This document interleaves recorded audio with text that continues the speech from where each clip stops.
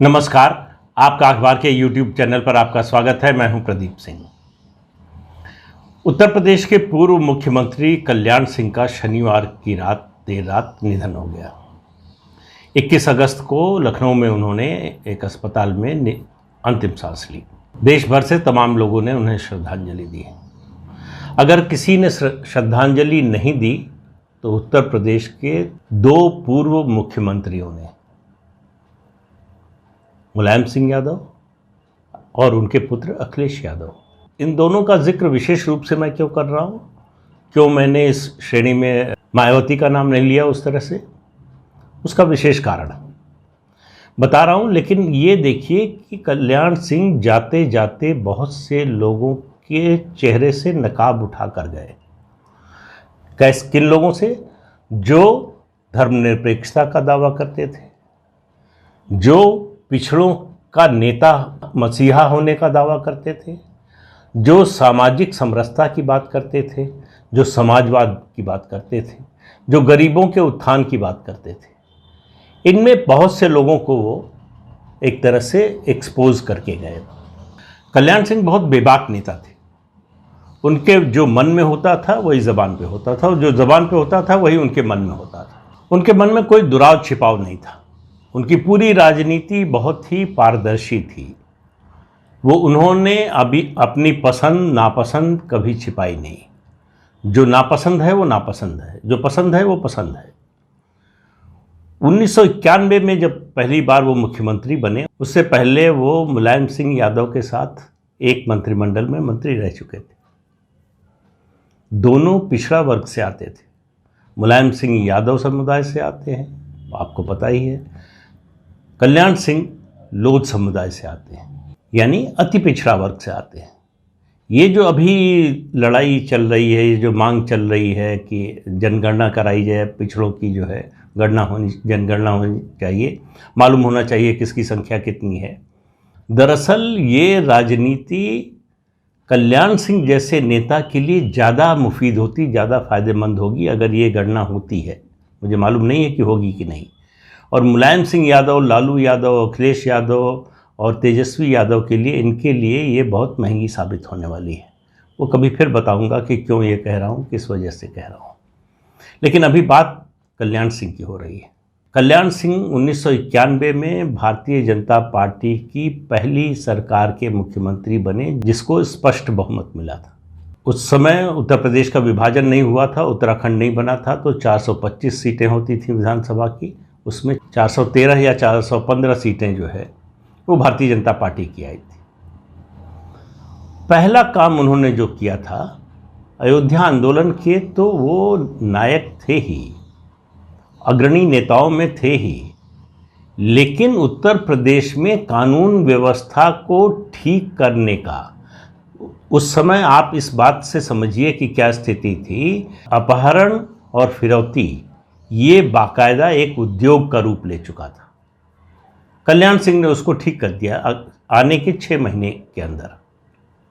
उसके अलावा उनके मंत्रिमंडल में राजनाथ सिंह शिक्षा मंत्री थे, जो नकल विरोधी अध्यादेश लाए। उत्तर प्रदेश में नकल की प्रथा, नकल का जो सिस्टम है वो उस समय उन्होंने ख़त्म कर दिया था। ये अलग बात है कि मुलायम सिंह यादव की सरकार आई तो उनको लगा कि ये समाज विरोधी काम ये लोग करके गए हैं, देश विरोधी काम है, और नकल को फिर से प्रोत्साहन मिलने लगा। फिर बाद में बंद हुआ, वो अलग बात है। लेकिन मैं आज ये सब कल्याण सिंह ने क्या किया, अयोध्या आंदोलन में उनकी क्या भूमिका रही, उस सब के लिए ये वीडियो नहीं बना रहा हूँ। मैं ये वीडियो इसलिए बना रहा हूँ कि देश में राजनीति और वोट बैंक की राजनीति किस तरह से रिश्तों को, सामाजिक रिश्तों को प्रभावित करती है। और जब मैं वोट बैंक की राजनीति कह रहा हूँ तो मैं खास तौर से अल्पसंख्यकों यानी मुसलमानों की राजनीति की बात कर रहा हूँ। मुसलमान वोट लेने के लिए पार्टियां और नेता किस हद तक जा सकते हैं, इसका उदाहरण है कल्याण सिंह की मौत के बाद का घटनाक्रम। उनके निधन के बाद उनका पार्थिव शरीर उनके सरकारी निवास और भाजपा के मुख्यालय, जो उत्तर प्रदेश का मुख्यालय है, वहाँ रखा गया। उसके बाद उनके गृह जनपद अलीगढ़ में, अतरौली में उनका अंतिम संस्कार किया गया। इन तीन जगहों में से कहीं भी मुलायम सिंह यादव या अखिलेश यादव नहीं आए। क्यों नहीं आए? क्या उनकी कोई दुश्मनी थी? नहीं, ऐसा नहीं है। 2009 में इन्हीं कल्याण सिंह का मुलायम सिंह यादव साथ ले चुके थे। दोनों पिछड़ों की राजनीति करते थे और इस समय तो होड़ लगी हुई है। समाजवादी पार्टी, बहुजन समाज पार्टी और बिहार की बात करें तो तेजस्वी की राष्ट्रीय जनता दल, इन सब में होड़ लगी हुई है कि किस तरह से अति पिछड़े वर्ग के लोगों को जोड़ा जाए। ये जो टॉपअप की ज़रूरत है जीतने के लिए, सरकार बनाने के लिए, उसके लिए बहुत ज़रूरी है कि अति पिछड़ा वर्ग जो इस समय बीजेपी के साथ बड़ी मजबूती से खड़ा है, उसमें से कुछ तोड़कर लाया जाए। और आप देखिए कि इस राजनीति पर कौन सी राजनीति भारी पड़ी है? वो है मुसलमानों के प्रेम की राजनीति, तुष्टीकरण की राजनीति, मुस्लिम वोट बैंक की राजनीति। अखिलेश यादव और मुलायम सिंह यादव सिर्फ इसलिए नहीं आए कल्याण सिंह के अंतिम संस्कार में या उनके अंतिम दर्शन के लिए कि उनको लगा कि इससे मुसलमानों में गलत संदेश जा सकता है, मुसलमान नाराज़ हो सकते हैं। अब आप अंदाज़ा लगाइए कि मौत के बाद किसी की, भाई कल्याण सिंह कोई चुनाव अभियान शुरू कर रहे हों, कोई कार्यक्रम शुरू कर रहे हों, उसमें न जाएं आप, ये बात समझ में आती है। परस्पर विरोधी दल के नेता हैं, लेकिन जो व्यक्ति इस दुनिया से चला गया, जो अब आपका कोई नुकसान नहीं कर सकता, उसके साथ आपने क्या किया, उसकी पार्टी के लोगों के साथ क्या किया? आपने कार सेवकों पर गोली चलवाई थी, मुलायम सिंह यादव ने गोली चलवाई कार सेवकों पर अयोध्या में, और उसको सालों बाद, दशकों बाद जस्टिफाई किया। क्या कहा? कहा मुसलमानों का भरोसा जीतने के लिए ये ज़रूरी था। तो आप इससे अंदाज़ा लगाइए कि इस राजनीति को ये लोग कहाँ तक, किस सीमा तक ले जाना चाहते हैं। तो आप अगर आप अति पिछड़ों की राजनीति कर रहे हैं तो मेरा मानना है कि देश में अति पिछड़ों का सबसे बड़ा अगर कोई नेता हुआ है तो वो कल्याण सिंह थे। कल्याण सिंह से बड़ा अति पिछड़ों का कोई नेता नहीं हुआ, और कल्याण सिंह अति पिछड़ों के नेता होते हुए उन्होंने साबित किया कि कैसे बाकी वर्गों को साथ लेकर चला जा सकता है, सवर्णों को किस तरह से साथ लेकर चला जा सकता है, सामाजिक समरसता बनाते हुए। इसका वो सर्वोत्तम उदाहरण है।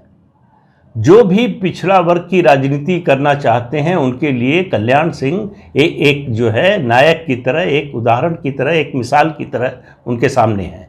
उनका अनुकरण करना चाहिए, सोचना चाहिए कि उन्होंने ऐसा क्या किया, क्यों ऐसा हुआ कि कल्याण सिंह को पिछड़ा वर्ग का होने के बावजूद सवर्ण जातियों का उसी तरह का समर्थन हासिल था लगभग जिस तरह का उनको अपने समुदाय का था। तो ये सब इस पर विचार करने की बजाय इनको लगता है कि अगर कल्याण सिंह के अंतिम दर्शन के लिए गए, उनको श्रद्धांजलि देने के लिए गए तो मुसलमान नाराज़ हो जाएगा, इसलिए घर में बैठे रहो। अब इससे शर्मनाक बात क्या हो सकती है? लेकिन मामला यहीं तक नहीं रुका। अलीगढ़ विश्वविद्यालय के कुलपति ने कल्याण सिंह के निधन पर शोक जाहिर किया।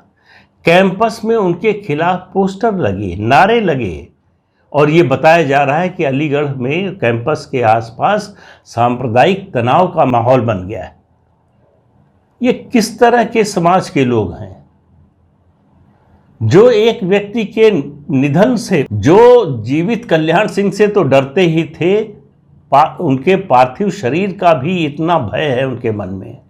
जिन कल्याण सिंह ने किसी का कभी कोई बुरा नहीं किया, किसी के खिलाफ बदले की नीयत से कोई कार्रवाई नहीं की। वो मंत्री रहे, वो मुख्यमंत्री रहे, पार्टी के प्रदेश अध्यक्ष रहे, उनकी गिनती राष्ट्रीय नेताओं में होती थी। इसके बावजूद कोई ये उदाहरण नहीं दे सकता, पार्टी का तो छोड़ दीजिए, पार्टी के बाहर का भी कोई व्यक्ति नहीं कह सकता कि कल्याण सिंह ने उनसे बदला लेने के लिए उसका ये नुकसान किया। लेकिन उन्होंने कभी ईमानदारी से समझौता नहीं किया। देखिए फर्क क्या है, कल्याण सिंह के सामने अगर ऐसी स्थिति आती तो वो जरूर जाते, चाहे जितना बड़ा उनका विरोधी होता, चाहे दुश्मन ही होता, क्योंकि उन्होंने अपने सिद्धांतों से कभी समझौता नहीं किया, उन्होंने ईमानदारी से कोई समझौता नहीं किया। आप उनके दूसरी बार जब मुख्यमंत्री बने, उन्होंने 100 मंत्री बना दिए थे। उस मेरा मानना है कि वो राजनीतिक रूप से उनका गलत फैसला था, उससे उनकी राजनीतिक छवि को नुकसान पहुंचा, उससे उनका जो सैद्धांतिक जो है चेहरा था लोगों के सामने, उसको एक ठेस पहुंची।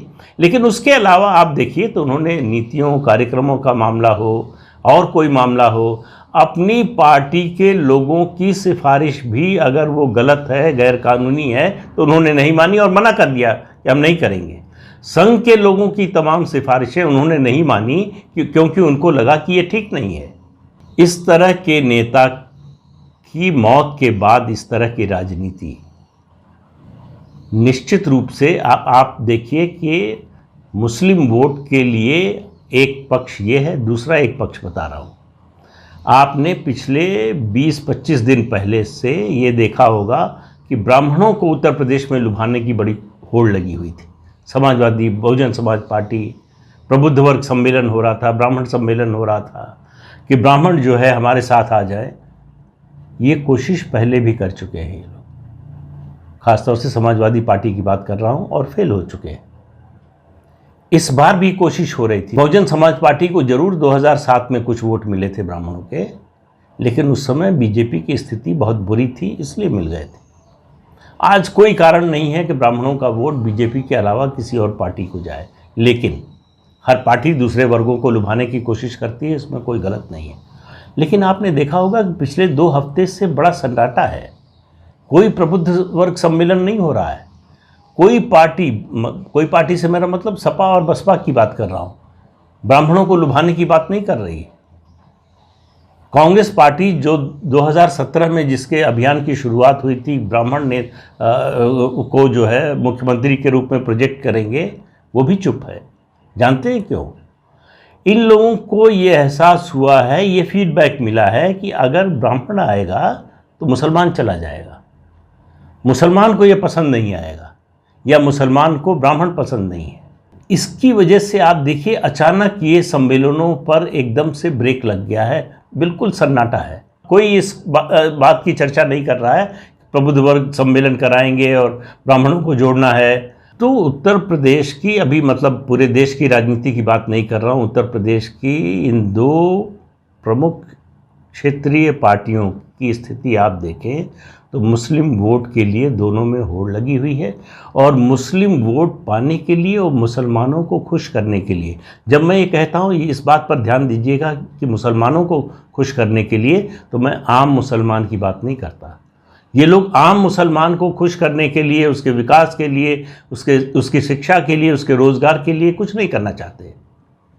ये जो तुष्टीकरण की बात मैं करता हूँ, ये तुष्टीकरण में आम मुसलमान नहीं आता इनके, उसके लिए ये कुछ नहीं करना चाहते, उसके विकास के लिए इनको कोई चिंता नहीं है।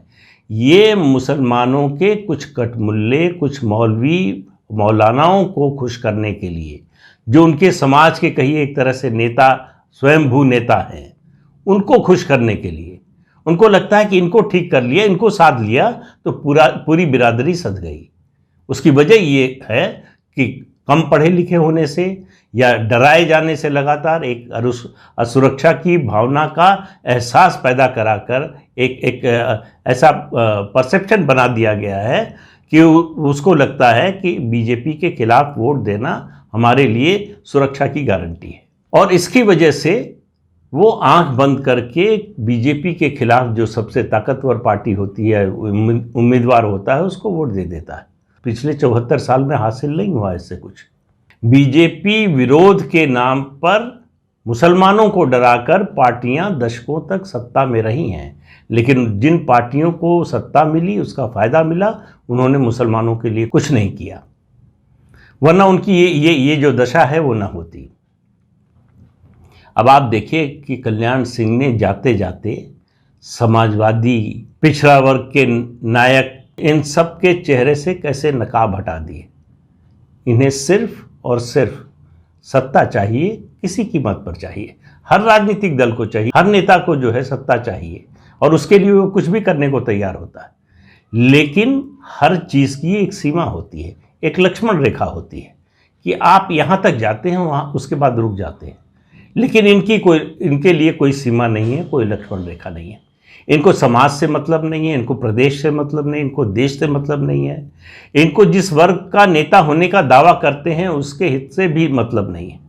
इनको मतलब है सिर्फ कि कैसे हम फिर से सत्ताधारी बने। तो कल्याण सिंह ने उत्तर प्रदेश के 2 राजनीतिक दलों और बल्कि कहें 2 नेताओं, 2 पूर्व मुख्यमंत्रियों के चेहरे से जो नकाब हटाई है, वो जाहिर है कि प्रदेश की सारी जनता देख रही होगी और समझ रही होगी कि इनकी असलियत क्या है। आज के अंक में इतना ही। अगले अंक में फिर मिलेंगे किसी नए मुद्दे के साथ। तब तक के लिए इजाज़त दीजिए। नमस्कार।